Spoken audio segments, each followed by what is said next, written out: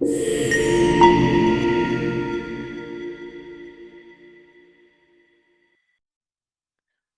to Edison TV. We've got an investor Q&A with Earnz. May I introduce you to Peter Smith? Peter, for those who don't know you and you've had some history on the AIM market, maybe introduce yourself and also just give people a picture of what Earnz is. Thanks, Neil. I'm Peter Smith, Chief Exec of Earnz PLC. I joined Earnz in June this year, but I've actually been behind the scenes for some time supporting the original investment, and in fact, I was one of the original investors.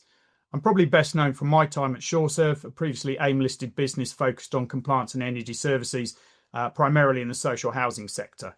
During my 5 years at SureServe, I progressed from CFO alongside the Executive Chairman Bob Holt to Chief Exec, and we oversaw a 50% growth in revenue, more than doubling of the profitability, and a successful sale of the business to private equity at an attractive 40% premium.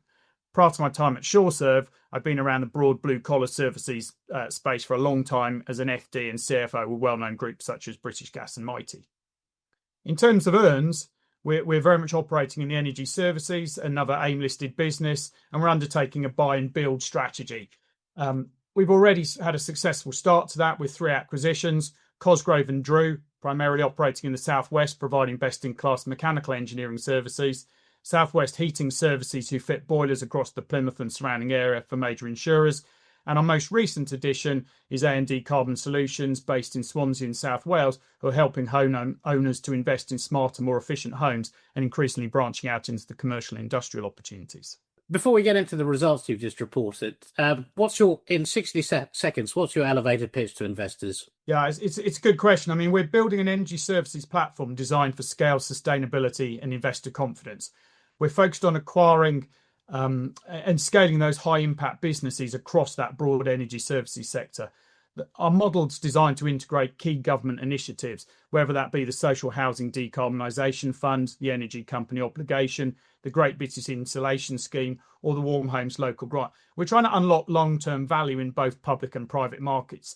All of those initiatives have billions of pounds left to spend and multiple years to run. So we're very much tying ourselves in and aligning to those major government funding programs. Look, I mean, I know it's early days in terms of you coming on as CEO, but what are the sort of common questions you keep being asked by investors? The most common questions are tending to almost inevitably at the moment tend to revolve around government, actually, and when a government going to act on the promises they've made, particularly around the decarbonisation agenda. So a lot of talk, for example, about the Energy Company Obligation, ECO4, the delays to it, the extension that's recently been announced. So there's a lot of frustration regarding the obvious needs for the sector, but the sort of slow approach from government.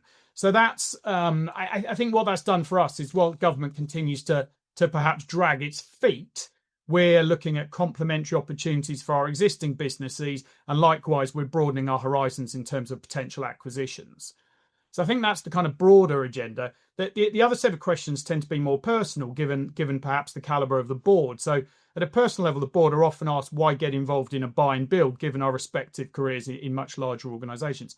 I think the simple answer there is it's exciting to be at the forefront of something new and use our expertise to create something sustainable for the longer term. If we had to pin you down to the sort of key growth drivers over the next 12 to 18 months, what would you say they were? Again, it kind of reflects being fleet of foot and opportunistic in the businesses we acquire, and not being too narrow-minded with either the services they provide or the sectors they work in. I think if you'd asked me 6 months ago, I would have had a very specific type of acquisition in mind. Now it's much broader, and a lot of that is, to say, connected to the kind of political agenda that's out there. Okay, you've just reported results. What elements do you want us to highlight that support your investment proposition and your view on the sort of growth drivers? The key thing is we've done what we said we would in the first 6 months.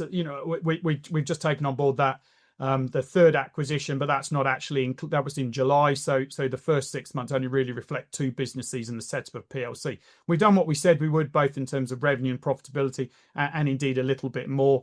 And as we move into the final quarter of this year, we will be EBITDA and cash positive. So I think the message very much is we've done what we said we would, and we'll now drive on from where we are. If I was to ask you what success would look like for you and your shareholders in 3 years' time, what would your answer be? I'd be pleased to report that the initial investors in the business had the foresight to see what a good business Earnz was going to be. Many of them definitely have followed the management team. I think there's no question that a number of existing investors have come in because they know, they know Bob's journey at Mears and at Chaucer and my journey at Chaucer and Elizabeth Lake elsewhere. So I think there's an element of following the management team, but we're very much on a growth journey, and we plan to deliver returns to all shareholders, both the existing and the potential. It's been really good to reconnect with you. Welcome back to AIM. I think the takeaway here is you've got a management team with a track record. They've done it once. Watch this space. Thank you very much for joining Edison TV. Thanks, Neil. Appreciate it.